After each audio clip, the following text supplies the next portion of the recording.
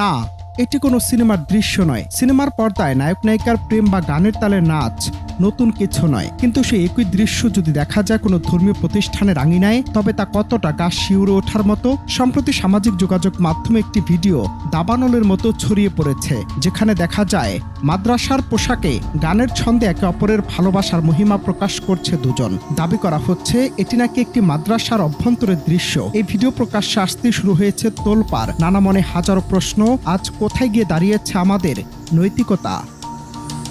সামাজিক মাধ্যম এক্সে পোস্ট হওয়া এই ভিডিওটি নিয়ে রীতিমতো রণক্ষেত্র নেট দুনিয়া।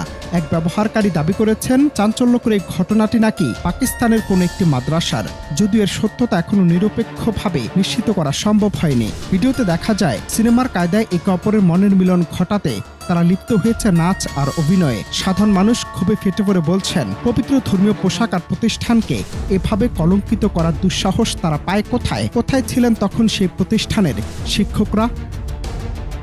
তবে ঘটনাটি পাকিস্তান বা অন্য যেখানেই হোক না কেন, এটি সমাজ ও ইসলামের জন্য কি বার্তা দিচ্ছে তা নিয়ে চলছে চুলছেরা বিশ্লেষণ। মাদ্রাসা যেখানে নৈতিকতা আর ধর্মীয় শিক্ষার প্রাণকেন্দ্র, সেখানে এমন বিনোদনের নামে কুরুচিপূর্ণ আচরণ কি আধুনিকতার লক্ষণ নাকি চরম অবক্ষয়?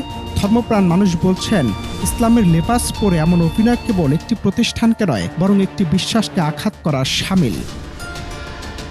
ভিডিওটি কোথায় এবং কবে ধারণ করা হয়েছে তা নিয়ে আনুষ্ঠানিক কোনো বক্তব্য পাওয়া না গেলেও আলোচনা আর সমালোচনার ঝড় থামছেই না। প্রশ্ন উঠেছে, তবে কি ইন্টারনেটের যুগে সস্তা জনপ্রিয়তা পেতে মানুষ এখন পবিত্র স্থানকে ব্যবহার করতে দ্বিধা করছে না? এটি কি নিছকই কৌতুক নাকি সুপরিকল্পিত কোনো অবমাননা? অনন্ত হাসান মাসুদ, বাংলা টিভি।